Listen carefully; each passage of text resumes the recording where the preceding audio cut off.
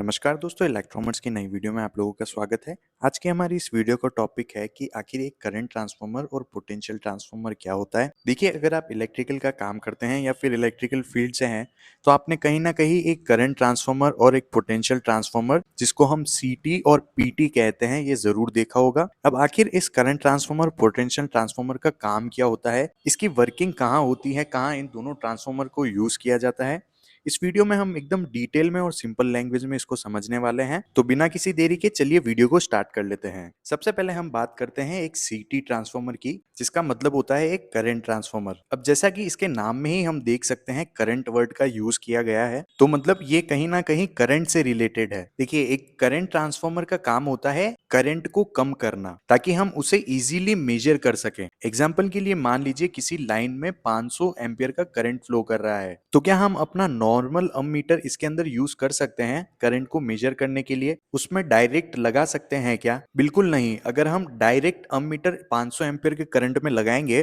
तो अमीटर उड़ जाएगा या फिर शॉर्ट सर्किट हो जाएगा। तो यही काम सीटी करता है। ये एक स्टेप डाउन ट्रांसफार्मर होता है जो हाई करंट को छोटी वैल्यू में कन्वर्ट कर देता है। जैसे 500 एम्पियर के करंट को ये 5 एम्पियर में कन्वर्ट कर देता है। ये ट्रांसफार्मर हमेशा रेशियो के हिसाब से चलते हैं। जैसे अगर कोई ट्रांसफार्मर 500 एम्पियर को 5 एम्पियर में कर रहा है, तो उस ट्रांसफार्मर का रेशियो होगा 505 का। अगर सिंपल लैंग्वेज में बोले तो सीटी का काम होता है करंट को कम करके हमारे मेजरिंग इंस्ट्रूमेंट तक भेजना। अब देखिए, सीटी कॉइल की प्राइमरी वाइंडिंग में सिर्फ एक या दो टर्न्स होते हैं, और जो सेकेंडरी वाइंडिंग होती है उसके अंदर बहुत सारे टर्न्स होते हैं, जिससे वो करंट को कम कर देते हैं। अब एक इंपॉर्टेंट बात यहाँ पर ये आती है कि जब हम किसी सीटी ट्रांसफार्मर से करंट को मेजर करते हैं, तो जो सेकेंडरी वाइंडिंग होती है वो हमेशा मीटर या फिर लोड से कनेक्टेड होनी चाहिए। अगर आपने सेकेंडरी को ओपन छोड़ दिया तो काफी डेंजरस वोल्टेज डेवलप हो सकते हैं। दोस्तों, अब हम बात करते हैं पीटी के बारे में,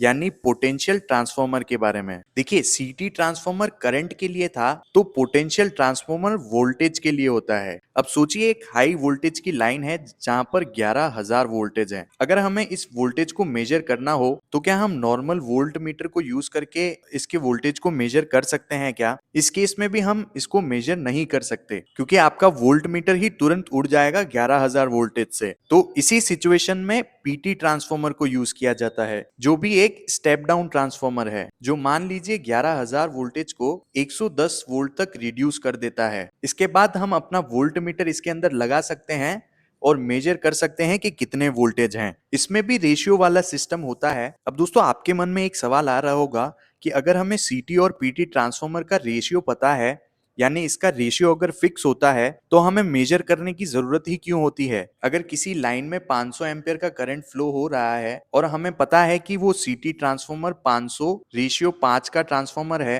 तो वो 500 एम्पियर को 5 एम्पियर में कन्वर्ट करेगा। ये चीज जानने के बावजूद भी हम क्यों सीटी ट्रांसफार्मर को यूज करते हैं मेजर करने के लिए? सेम यही केस पीटी के अंदर भी क्यों होता है। जब हमें इसका रेशियो पता है तो हम करंट को मेजर ही क्यों करते हैं? देखिए, सीटी और पीटी ट्रांसफार्मर कभी भी खुद से कोई रीडिंग नहीं दिखाते हैं। ये सिर्फ करंट और वोल्टेज को कम करते हैं और उसका एक सेफ वर्जन बनाते हैं, जिसको हम अपने अममीटर या फिर वोल्ट मीटर से यूज करके करंट को मेजर करते हैं। क्योंकि जो लाइन का करंट होता है वो कभी भी फिक्स नहीं होता है। जैसे मान लीजिए एक सीटी ट्रांसफार्मर का रेशियो है 500/5 का। अगर आपने मीटर लगाया है और उसमें 3 एम्पियर का करंट शो हो रहा है, तो हम लाइन का करंट निकाल सकते हैं कि उस लाइन में कितना करंट फ्लो हो रहा था।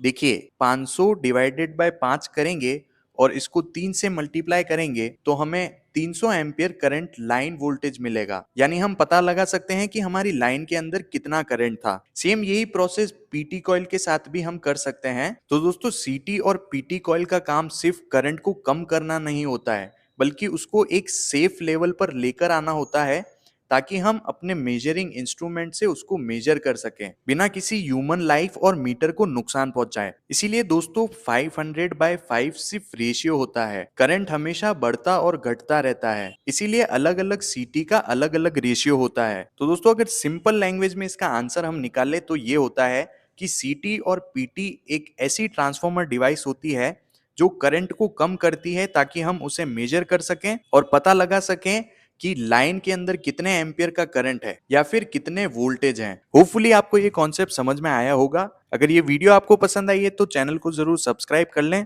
ऐसी और वीडियोस देखने के लिए बेल आइकन को जरूर प्रेस करें ताकि आपको आने वाली वीडियोस की नोटिफिकेशन मिले। मिलता हूं आपको ऐसी किसी इंफॉर्मेटिव वीडियो में। Thank you for watching.